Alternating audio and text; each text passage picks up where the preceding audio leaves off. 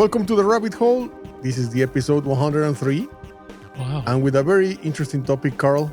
Yes, our topic today is Fascist in the Machine.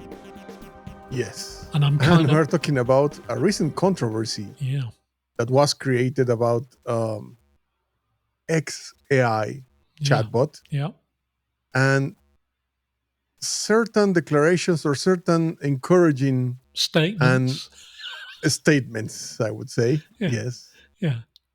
And basically, well, there's a different timelines here that people have followed, basically. Right. But in mid 2024, basically, X, or what used to be Twitter, launched the chatbot Grok.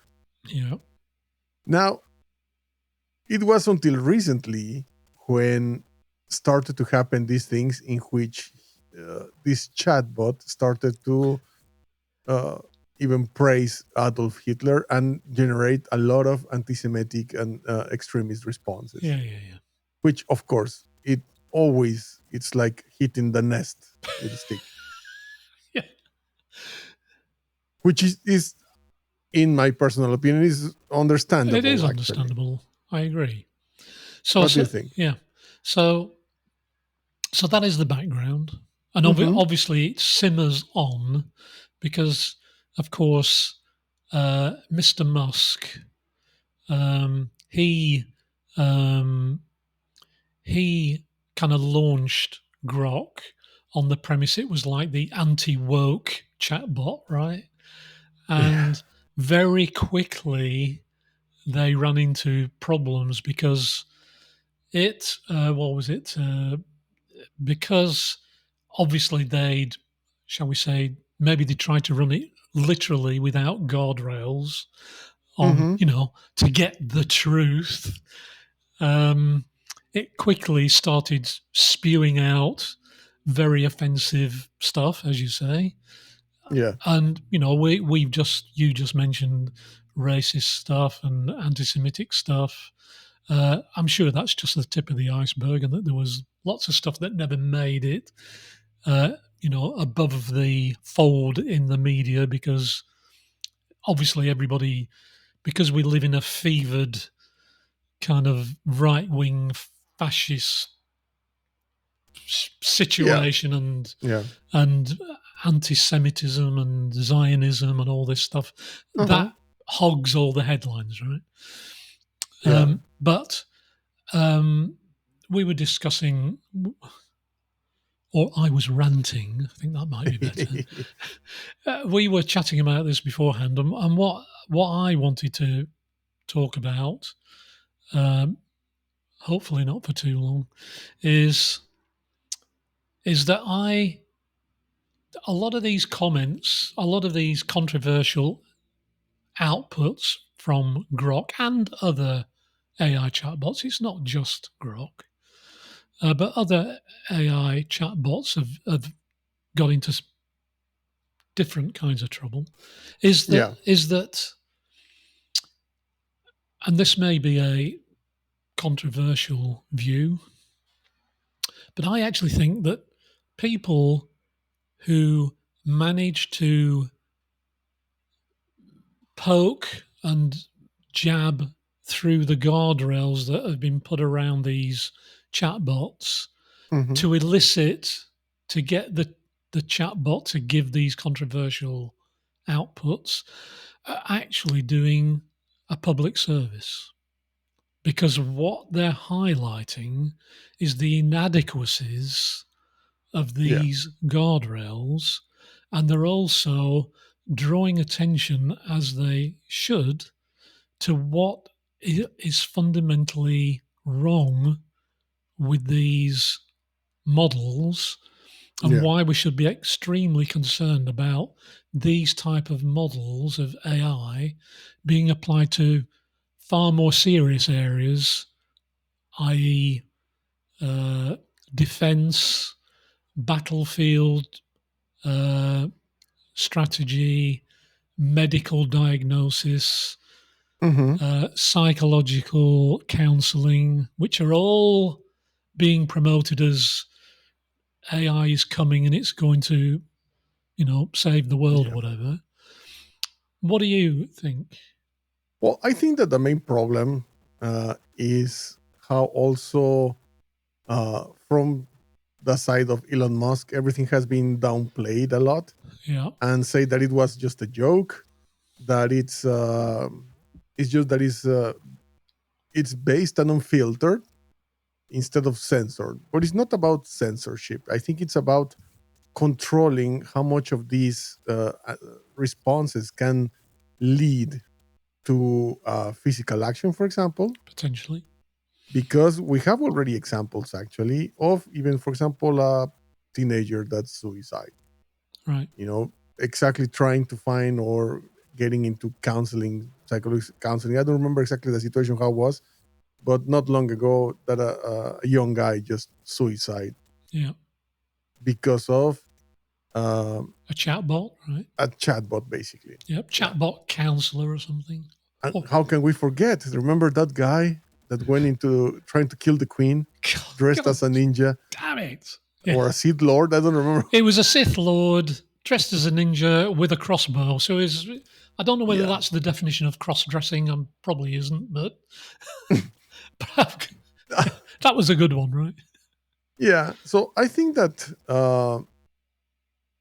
even if it's meant, I'm not sure if it's meant like to be funny or provocative or, find a way to create controversy, maybe Headlines, headlines clickbait. itself.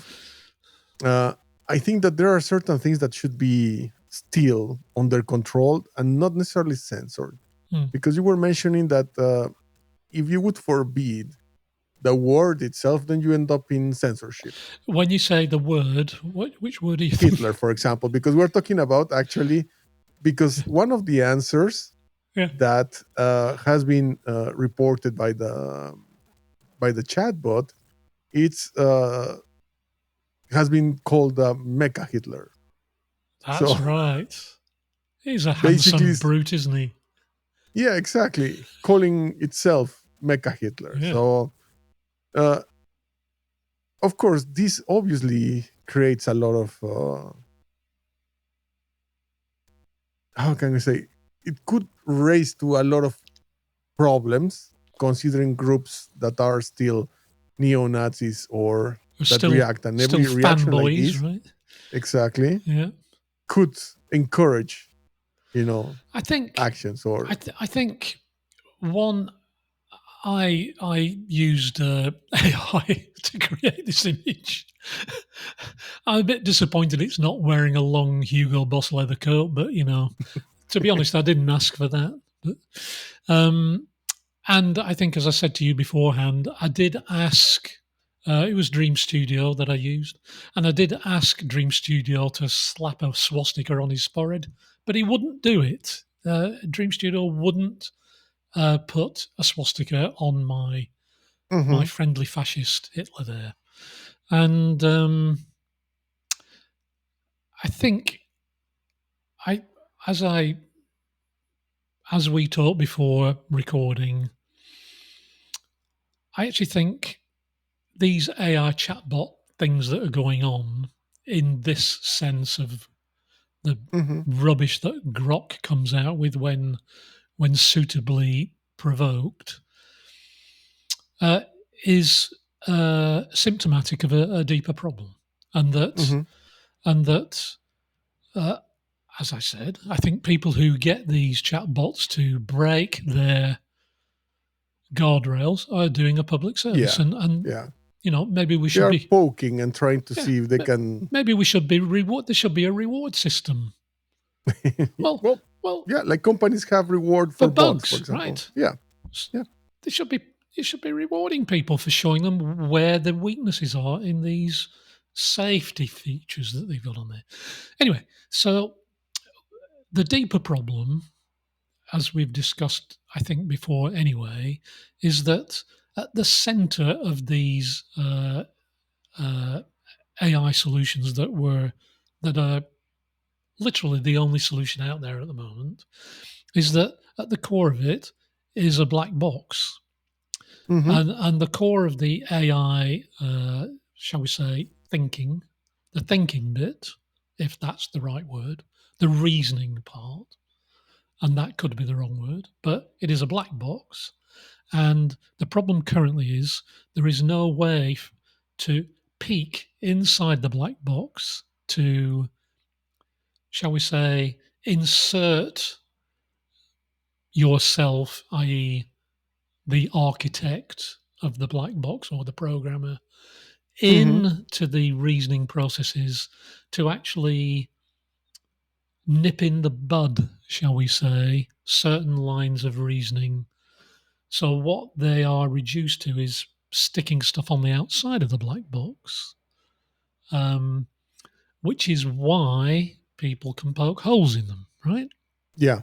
Because I think I mentioned to you, from time to time, governments around the world in democracies and not democracies, or various flavors of, Flavors. Yeah. various flavor on the spectrum of liberal government,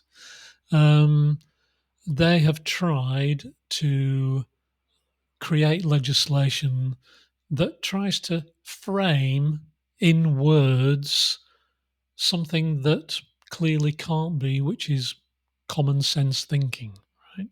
Yeah. So, Which is, I think, missing a lot nowadays. well, I think I'm known for stating that common sense appears to be a superpower in the current age, right? Yeah. So, and there's no superhero for common sense apparently, because well, probably the uniform is very dull, I would imagine, but governments around the world have tried to legislate for common sense, and of course you can't because it's an abstract concept that Yeah. doesn't render itself to language definition in a nobody's ever managed to do it in such a way as it is complete, right? And I think this is what's going on with these bolt-on safety measures on these large language models, in that whatever they do, it's almost like a maze, and all you have to do is figure your way through the maze, and there you go. You can get it to say whatever you want. And why we should be worried is that Silicon Valley, the tech bros, right? Uh-huh.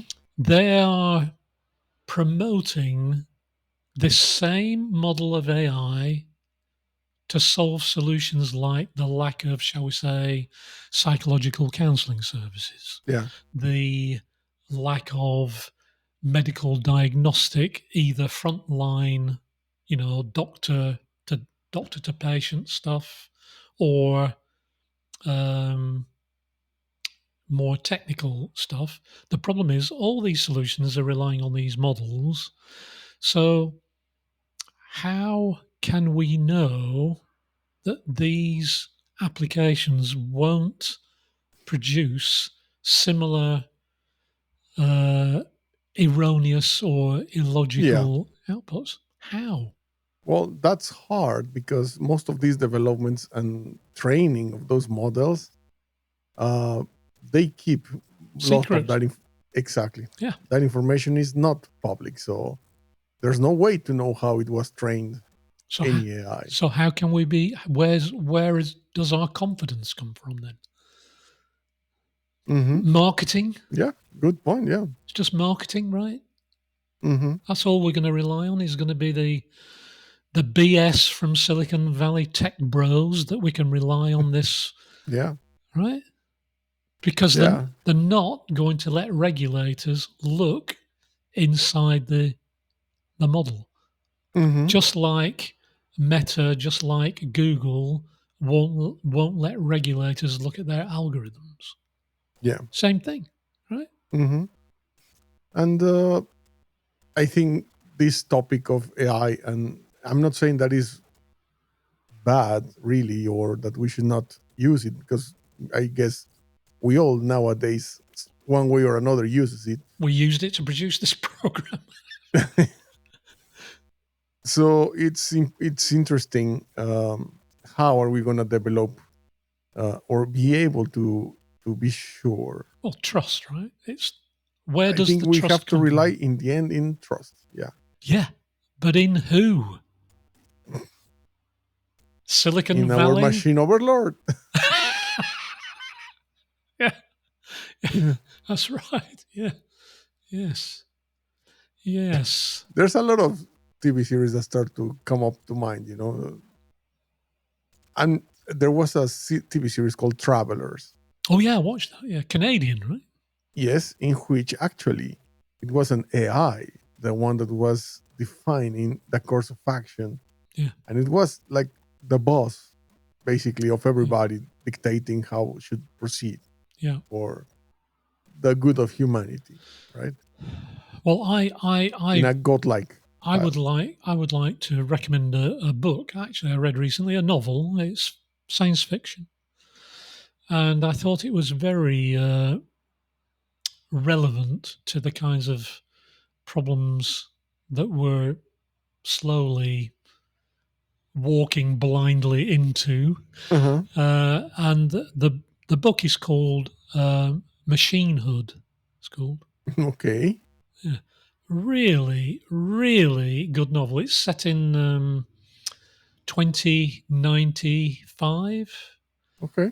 and it's so it's not too far in the future, and it's really well imagined in that there's nothing.